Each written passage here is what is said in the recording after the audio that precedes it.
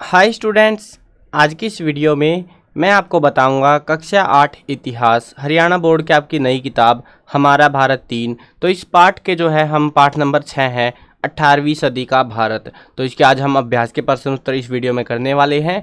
चलो शुरू करते हैं। मैं हूं अजय और आप देख रहे हैं CCL क्लास। अब इसमें जो है आपको काम की जानकारी जो वीडियो के स्टार्टिंग में हर एक वीडियो में बताता हूं, फिर भी तुम यूज नहीं करते बिल्कुल भी। देखो, आपको जो है कंप्लीट बुक है जो आपकी ये इतिहास की, ये कंप्लीट बुक का सॉल्यूशन आपको लिखा हुआ भी मिलेगा, जिसके अंदर मैंने नोट्स, अभ्यास के प्रश्न उत्तर, महत्वपूर्ण प्रश्न उत्तर, MCQ, ये सारी चीज़ें लिख रखी हैं। उसके अलावा जो है आपको ये सारी चीज़ों की वीडियोस भी मिल जाएंगी, चैप्टर के सॉल्यूशन की, अभ्यास के प्रश्न उत्तर, महत्वपूर्ण प्रश्न उत्तर, MCQs की। तो इनकी वीडियोज़ भी मैंने बना दी है, तो ये वीडियोज़ भी आपको मिल जाएंगी। तो पेज और प्लेलिस्ट दोनों लिंक डिस्क्रिप्शन में चेकआउट आप कर सकते हो। लेकिन यार बहुत सारों को तो डिस्क्रिप्शन का ही नहीं पता कहाँ होता है ये डिस्क्रिप्शन। देखो भाई, जहाँ कमेंट करने जाओगे ना तुम, तो वहाँ कमेंट में भी मैं पिन कर दूंगा आपको। अगर नहीं पता डिस्क्रिप्शन कहाँ है, डिस्क्रिप्शन में तो आपको मिलेगा ही मिलेगा हर एक वीडियो के। लेकिन हाँ, कमेंट में मैं ऐड कर दूंगा ताकि आपको ज़्यादा सुविधा मिले। पहली कमेंट देखना तो वहाँ पे ये लिंक आपको मिल जाएंगे। तो इतना तो आप कर ही सकते हो। बहुत सारे स्टूडेंट का डाउट आता है कि सर डिस्क्रिप्शन कहाँ है, आप इस चैप्टर के क्वेश्चन आंसर दे दो। तो पहले आप वीडियो जो लिंक मैंने दे रखे हैं ना, वहाँ पे जाके देखना एक बार, वहाँ पे आपको सारा सॉल्यूशन मिल जाएगा ऑलरेडी। ठीक है, तो चलो अब शुरू करते हैं चैप्टर को। आओ याद करें। इतना प्यारा क्वेश्चन है भाई, सिर्फ याद करना है। जिसको मतलब लिखो ना लिखो कुछ फर्क नहीं पड़ता, लेकिन हाँ याद नहीं करोगे तो फर्क पड़ेगा, क्योंकि इसमें से पेपर में पूछे जा सकते हैं बहुत सारे क्वेश्चंस, काम के पॉइंट है इसमें। तो इसको आपको अच्छे से याद करना है हर एक चैप्टर के। मतलब 1 मार्क्स जो क्वेश्चन आएंगे ना, 1 नंबर के या 2 नंबर तक में भी, तो वो उन क्वेश्चन में आपको इनमें से देखने को मिल सकते हैं। ये जो उत्तर हो सकते हैं आपके किसी न किसी क्वेश्चन के, तो वो डिपेंड करता है क्वेश्चन कैसे पूछते हैं वो। लेकिन हाँ, ये पॉइंट काम के हैं, याद रख करने आपको। ठीक है, पहला पॉइंट है, राजा राम की 1700 ईस्वी में मृत्यु के उपरांत इनकी पत्नी ताराबाई ने मुगलों के विरुद्ध संघर्ष जारी रखा। मुगल सम्राट फर्रुखियर ने 1717 में मुर्शीद कुली खां को बंगाल का सूबेदार नियुक्त किया। बंगाल के नवाब सिराजुद्दौला एवं अंग्रेजों के मध्य 23 जून 1787 को प्लासी का युद्ध हुआ या प्लासी की लड़ाई हुई। देखो आप भाई, मतलब सिंपल सी बात बता रहा हूँ, 2 युद्ध आपको जरूर याद रखने हैं, तारीख भी याद रखनी है, वहाँ पे राजा कौन था। तो वो युद्ध थे प्लासी का युद्ध और बक्सर का युद्ध। ये जो है ना, अभी तो आप 6 चैप्टर देख रहे हो, 6ठा चैप्टर, 9वें चैप्टर तक इस चीज़ का जिक्र होता रहेगा, प्लासी का युद्ध, प्लासी का युद्ध, क्योंकि ये वो निर्णायक युद्ध था जिसने पूरी स्थिति बदल दी थी। अंग्रेजों की एंट्री हो गई थी इस युद्ध के बाद में भारत में। तो बहुत काम का युद्ध है प्लासी का युद्ध। कब हुआ था? 1757 में। तारीख याद रहे ना रहे कोई दिक्कत नहीं, बट याद रखना 1757 में ये युद्ध हुआ था। और इसका जो राजा था सिराजुद्दौला, और एक साइड से थे अंग्रेज। अब इसके जो मित्रगण थे उन्होंने धोखा दिया और ये हार गया था ये युद्ध, और उसके बाद अंग्रेज यहाँ घुस गए थे इसके इलाके में। लेकिन ये युद्ध बहुत ही निर्णायक युद्ध सिद्ध हुआ था। तो इसको याद रखनी है, ये तारीख जरूर से याद रखनी है आपको। ठीक है, मोस्ट इंपॉर्टेंट है ये आपका। 1772 में अवध में सयादत खान ने स्वतंत्र राज्य की स्थापना की। पंजाब के महाराजा रणजीत सिंह का संबंध शुक्रचकिया मिसल से था। अब ये शुक्रचकिया मिसल क्या है? ये जो है ना, मिसलें हुई हैं, 12 मिसलें, मतलब एक टाइप से आप कह सकते हो जैसे कैटेगरी होती है ना, जैसे हिंदू धर्म के अंदर बहुत सारी जातियां होती है, वैसे ही जो है अब सिख धर्म के अंदर भी जो है ये महाराजा लोग थे, इनके उसमें जो है मिसलों का कुछ मामला है। मेरे को भी इतनी नॉलेज है नहीं इनकी, बट हाँ जो भी मैंने पढ़ा था 12 मिसलें हैं टोटल। तो उन्हीं में से जो है इनका जो रणजीत सिंह है ना, इनका संबंध जो है शुक्रचकिया मिसल से है। ठीक है, बस ये एक फैक्ट सा टाइप में है, तो याद कर लेना, मतलब ये पता होना चाहिए 12 मिसले हैं। ये तो बहुत सारे नाम थे, तो ये चैप्टर में भी डिस्कस नहीं कर रखे इनका इतना खास। हैदराबाद में स्वतंत्र राज्य की स्थापना 1724 में निजाम उल मुल्क आसफ जहाँ ने की थी। कर्नाटक में अनुवर्दीन की मृत्यु के बाद चंदा सिंह नवाब बना। महाराजा छत्रसाल ने बुंदेलखंड में स्वतंत्र राज्य की स्थापना की थी।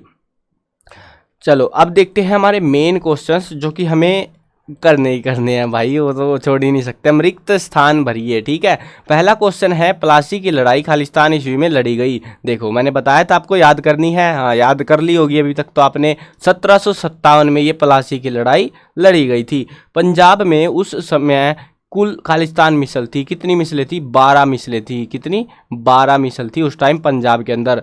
मतलब कैटेगरी टाइप में। जैसे हिंदुओं में जाट हो गया, वैसे ही अलग बहुत सारी कैटेगरी है, जाटों में बहुत सारी है, तो वैसे ही सही सीन है कुछ इनका भी, ठीक है। मारवाड़ में खालिस्तान ने स्वतंत्रता की घोषणा की। किसकी घोषणा की? मारवाड़ में कौन सा शासक था? शासक का नाम पूछ रहे हैं कि मारवाड़ में खालिस्तान ने किसने जो है स्वतंत्रता की घोषणा की, तो वो कौन थे? अजीत सिंह थे।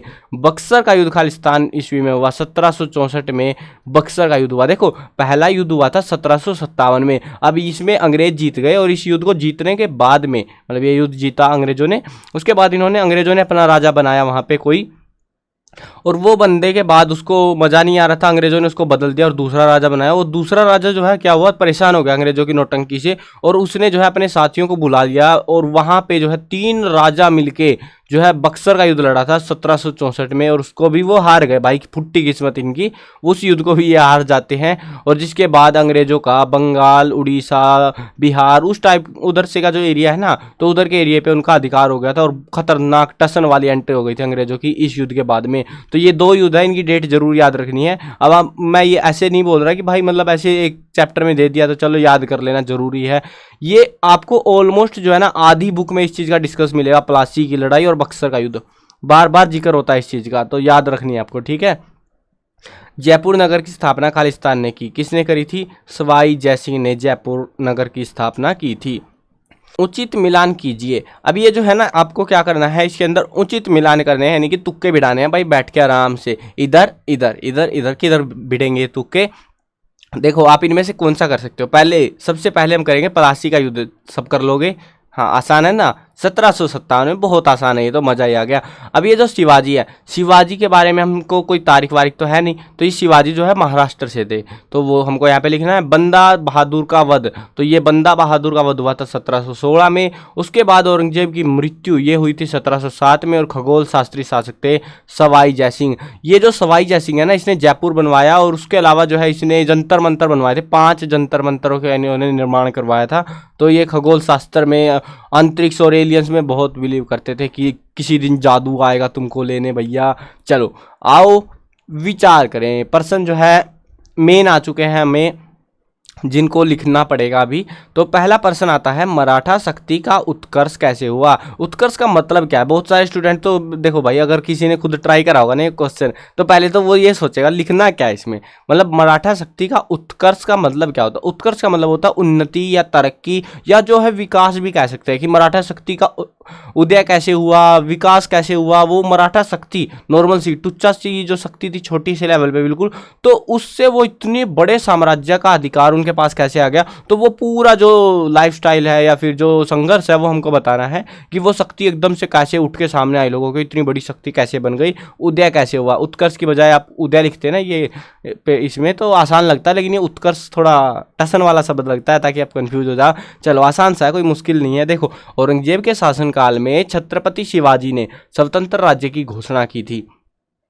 शाहू के शासनकाल में मराठा शक्ति न केवल दक्षिण भारत में श्रेष्ठ बनी, बल्कि उत्तर भारत में भी मराठा शक्ति का लोहा माना जाने लगा। यानी कि अब पहले तो सिर्फ देखो भारत का तो पता है, सबको पता होगा, नक्शा बना देता हूँ मैं, काम चलाओ अपना, ठीक है, ये बन गया हमारा नक्शा, इतना काम चलाओ बना दिया मैंने कि भाई क्या ही बोलूँ। अब इसमें देखो यहाँ वाले हिस्से में ये लोग थे ऑलरेडी, लेकिन इन लोगों ने क्या करा, यहाँ के साथ साथ यहाँ वाले हिस्से में भी इनकी एंट्री हो चुकी थी। तो अब आप समझ सकते हो कि काफ़ी बड़ा एरिया इनके कब्जे में आ चुका था उस टाइम पे। बालाजी विश्वनाथ एवं बाजीराव महान पेशवा थे। बालाजी ने मराठा संघ की नींव डाली। 1719 की संधि के अनुसार मराठों को 6 मुगल सूबों के चौथ और सरदेश मुखी वसूल करने का अधिकार मिला था। अब ये जो चौथ है ये और सरदेश मुखी, ये 2 प्रकार के जो है कर होते थे, जनता से कर वसूली करी जाती है, आजकल भी जैसे सरकार करती है ना, वैसे ही कर वसूली करी जाती थी चौथ और सरदेश मुखी नामक कर के नाम पे। तो ये जो है इनको 6 मुगल सूबों के जो क्षेत्र थे उनके अधिकार यहाँ पे मिल गए थे। उसके बाद में देखो पहले क्या था, पहले कर पैसा आएगा तभी जनता या सेना जो भी है वो बढ़ेगी, उनका साम्राज्य विस्तार होगा। तो अब इनके पास धन आने लगा था, मुगली साम्राज्य से जो भी उन्होंने इकट्ठा कर रखा था साम्राज्य, उसमें से कर इनको मिलने लग गया था, क्योंकि इन्होंने लड़ाई कर दी थी। वो बड़ा खतरनाक मामला, चैप्टर में ही पता लगेगा डिटेल में।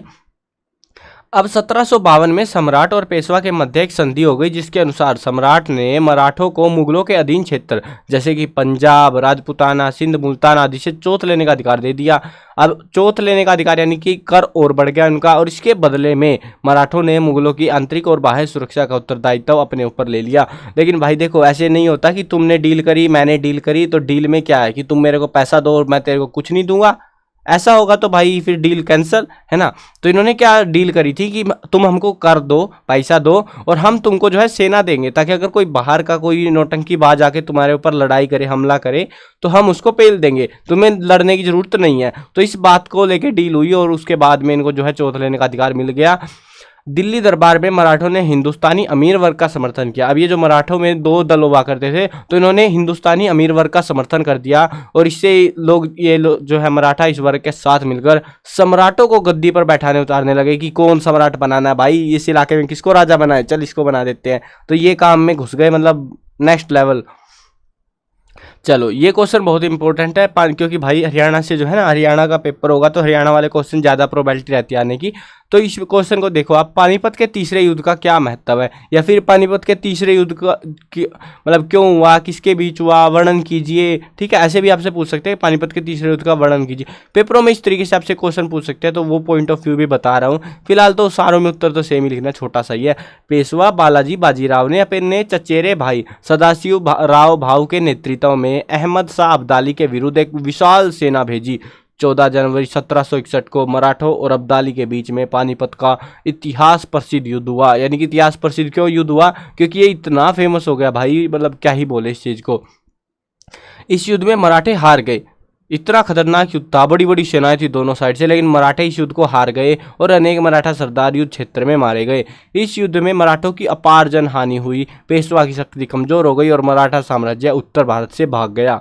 मतलब इतना देखो, इतना खतरनाक लड़ाई हुई कि इन्होंने पूरा उत्तर भारत ही छोड़ दिया कि अब नहीं आ रहे भाई, तुम ही लड़ो अपना, अपने नौटंकीबाजों से। बाहर की सेनाएं आ रही यार इनके पास में, अभी ये कैसे टिके, तो टिकना मुश्किल हो रहा था, तो ये भाग गए अपना महाराष्ट्र साइड में, इधर ये टिके नहीं। ठीक है, तो ये सीन हुआ था टोटल इस पानीपत के युद्ध के अंदर। मतलब मराठियों की जो इतनी बड़ी साम्राज्य विस्तार हो चुका था उनका, उसके बाद वो हार जाते हैं, तो बहुत ही बुरी बात, दर्दनाक बात थी ना। उसके साथ में मेन लीडर भी मर गए इनके, तो बहुत खतरनाक लड़ाई थी, तो उस वजह से जो है ये महत्वपूर्ण है। चलो अगला देखते हैं। अगला क्वेश्चन है हमारे पास में, 18वीं शताब्दी में बंगाल की राजनीतिक स्थिति कैसी थी।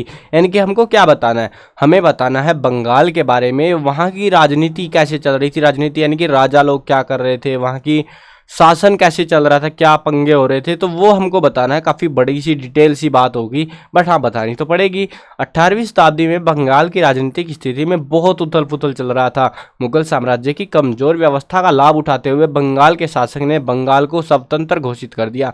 अब ये जो है ना, मुगल साम्राज्य जब कमजोर हुआ, जब शासक की मृत्यु हो जाती है, जब उसके लीडर तो कोई था नहीं, मैनेजमेंट करने वाला कोई था नहीं, तो इन्होंने सब जो भी साम्राज्य मुगलों के दिन थे, लगभग सभी ने जो है आज़ाद, अपने आप को आज़ाद घोषित कर लिया और अपना साम्राज्य कह के उसको जो है मुगलों को वहाँ से पेल दिया। वैसे मुगल थे ही नहीं वहाँ पे, तो फिर भी उन्होंने जो है उनके सारे समझौते तोड़ दिए थे मुगलों के साथ में, तो आज़ाद घोषित कर लिया था खुद को। बाकी भी बहुत सारे थे, मराठों ने भी करा और भी बहुत सारे क्षेत्रों में करा गया था। अब उसने बंगाल में शांति स्थापित की और विद्रोही जमींदारों पर नियंत्रण रखा। 18वीं सदी में के मध्य में शासक अलीवर्दी खान ने बंगाल की नवाबी प्राप्त की और 1440 में स्वयं को बंगाल का स्वतंत्र शासक घोषित कर लिया। उसके शासनकाल में यूरोपीय कंपनियों यानी कि अंग्रेज लोग, यार अंग्रेज आए थे, फ्रांसीसी आए थे, डच आए थे, है ना, बहुत सारी कैटेगरी के लोग आए, तो वो जो कंपनियां बना के आ रहे थे, उन्होंने बंगाल में अपने व्यापार का प्रसार भी किया। उसने अपने शासनकाल में अंग्रेजों और फ्रांसीसियों को अपने नियंत्रण में रखा और अंग्रेजों को कलकत्ता और फ्रांसीसियों को चंद्रनगर में अपनी कोठियों की किलेबंदी करने की आज्ञा नहीं दी। कोठियों की किलेबंदी की आज्ञा जो है ना, बहुत सारी जगहों पे आप सुनोगे ये चीज़ कि भाई कोठियों को किलेबंद नहीं करने दिया। वो मामला क्या था, देखो बहुत ही आसान सा मामला है। ये मान लो ये इस बंदे ने कर रखी है किलेबंदी, ठीक है, ये इनका घर है, यहाँ पे कोठियाँ बना रखी है इन्होंने, और ये है यहाँ पे इनका दरवाजा जहाँ से सेना आती जाती है, लोग, व्यापार सब कुछ यहीं से होता है। तो होगा क्या कि मान लो जिसके नियंत्रण में ये पूरा एक साम्राज्य है किसी बंदे का, और उसके क्षेत्र में इन्होंने ऐसे करके किलेबंदी कर ली है। अब क्या होगा कि जब ये राजा ये नौटंकी करेंगे, तो ये राजा जब सेना भेजेगा कि चुपचाप बैठ जाओ, नहीं बैठेंगे। तो ये लोग क्या करेंगे, यहाँ पे किलेबंदी में दीवारें होंगी, दीवारों से हमला करेंगे, युद्ध खतरनाक हो जाता है क्योंकि ऊपर वाला जीतेगा। तो अब इनको जाने के लिए सिर्फ एक ही रास्ता है, ये वाला। तो ये रास्ते पे कड़ी नाकाबंदी हो जाएगी, तो उसकी वजह से इनको नहीं पीट पाएंगे जो बार बार परेशान कर रहे हैं लोग। तो इन्होंने इसी वजह से इनको किलेबंदी नहीं करने दी कि अगर किलेबंदी ही नहीं होगी तो भाई सीधी एंट्री यहाँ पे भीतर और फोड़ो जाके अब अंग्रेजों को। तो ऐसा सीन था, तो इसीलिए इन्होंने आज्ञा नहीं दी थी। ज़्यादातर राजा यही करते थे कि आज्ञा देते ही नहीं थे इन चीज़ों की कि तुम अपनी किलेबंदी कर पाओ। लेकिन उसकी मृत्यु के उपरांत सिराजुद्दौला बंगाल का नवाब बना। सिराजुद्दौला कोई एक्सपीरियंस नहीं था भाई अंग्रेज कैसे हरामी है, उसका अंग्रेजों से लड़ाई हो गई, संघर्ष हो गया। षड्यंत्रों के द्वारा अंग्रेजों ने नवाब के सेनापति और बंगाल के कुछ प्रमुख व्यक्तियों को लालच देकर खरीद लिया, पैसा दिया और भाई पैसे के बलबूते पर खरीद लिया। इसकी वजह से हुआ क्या, 1757 में जो पलासी का युद्ध हुआ इसमें सिराजुद्दौला हार गया, क्योंकि ना उसका सेनापति आया, ना उसके जो मेन लीडर्स थे, योद्धा थे, वो भी नहीं आए, क्योंकि पैसा खिला रखा भाई ऑलरेडी। उसे अपने प्राणों से हाथ धोना पड़ा और मीर जाफर को बंगाल का नवाब बनाया गया। अब ये मीर जाफर उसका सेनापति था, जो सेनापति जिसको पैसा खिला दिया था ना अंग्रेजों ने, तो वही था ये बंदा मीर जाफर। तो ये बंगाल का नवाब बनाया गया। कुछ वर्षों बाद 3 शासकों ने मिलकर अंग्रेजों को सबक सिखाने की योजना बनाई। 3 शासकों का मतलब है कि ये तो बंदे को ट्रांसफर कर दिया मीर कासिम पे, और उसके बाद वो जब परेशान हो गया तो 3 शासकों ने मिलकर अंग्रेजों को पीटने की योजना बनाई और 1764 में बक्सर का युद्ध हुआ। युद्ध में तीनों की संयुक्त सेना भी हार गई और इसके परिणाम स्वरूप बंगाल कंपनी के शासन की बेड़ियों में जकड़ गया। भाई आप बोलोगे इतना बड़ा पर्सन भाई कैसे याद होगा ये? देखो आसान सा है, कहानी है ये टोटल। आपको तारीखें वारीखें इतनी याद नहीं है, तारीखें मैंने हटा दी थी जो डिफिकल्ट लगती हैं, नहीं याद आती कोई बात नहीं। आप शुरू जहाँ जहाँ की कहानी याद है ना, बीच के ऊपर वाली नहीं याद आती, तो आप सीधा सिराजुद्दौला से शुरू कर सकते हो कि सिराजुद्दौला बंगाल का नवाब था भाई, और उसके बाद में जो है ऐसी लड़ाई हुई, अंग्रेज जीत गए और उसके बाद में पेल दिया उसको और एक नया नवाब बना दिया। बस इतनी, इस टाइप से भी आप एक्सप्लेन कर सकते हो इस चीज़ को। तो हमको जो है ना एक्चुअली में 18वीं शताब्दी में बंगाल की राजनीतिक स्थिति बतानी थी। 18वीं शताब्दी काफ़ी बड़ी थी यार, 100 साल होते हैं, 100 साल में क्या क्या हुआ होगा तो वो हमको बताना था। तो उत्तर भी बड़ा ही होगा यार, इतने 2 मेन युद्ध लड़े गए थे, 1757 का प्लासी का युद्ध और 1764 बक्सर का युद्ध। ये दोनों युद्धों का आपको इसमें जिक्र करना ही पड़ेगा, ठीक है, ये मैंडेटरी होगा। चलो आगे देखते हैं प्रश्न नंबर 4, बहुत ही प्यारा सा क्वेश्चन है। 18वीं शताब्दी में भारतीय समाज एवं अर्थव्यवस्था की प्रमुख विशेषताएं कौन कौन सी थी, मतलब क्या क्या विशेषताएं थी वो हमको यहाँ पे बतानी है। तो पहली है कृषि आधारित परंपरागत अर्थव्यवस्था का होना, यानी कि एक परंपरागत अर्थव्यवस्था थी। ग्रामीण सामाजिक संरचना का आत्मनिर्भर होना, प्रकृति पर निर्भर संसाधनों का होना, संयुक्त परिवार प्रणाली एवं पुरुष प्रधान समाज का होना, भारतीय समाज में मध्य वर्ग का उदय होना, यानी कि मध्य वर्ग जो है डेवलप होने लगा था इस टाइम पे। तो ये सीन हुआ था उस समय के समाज के अंदर। विशेषताओं का यहाँ पे कुछ ऐसा नहीं है स्पेशल, मतलब उस टाइम का समाज कैसा है वही उसी टाइप की बातें आपसे पूछी जा सकती हैं। चलो अगला प्रश्न देखते हैं। अवध एक स्वतंत्र राज्य के रूप में कैसे स्थापित हुआ? अवध के स्वतंत्र राज्य की स्थापना सयादत खां बुरहान उल मुल्क ने की थी। भाई अजीब सा नाम है लेकिन क्या ही करे, बंदाई का नाम ही यही है। जैसे आपका क्या नाम है मेरे को नहीं पता, बट जो भी है इतना अजीब सा नाम तो नहीं होगा, है ना।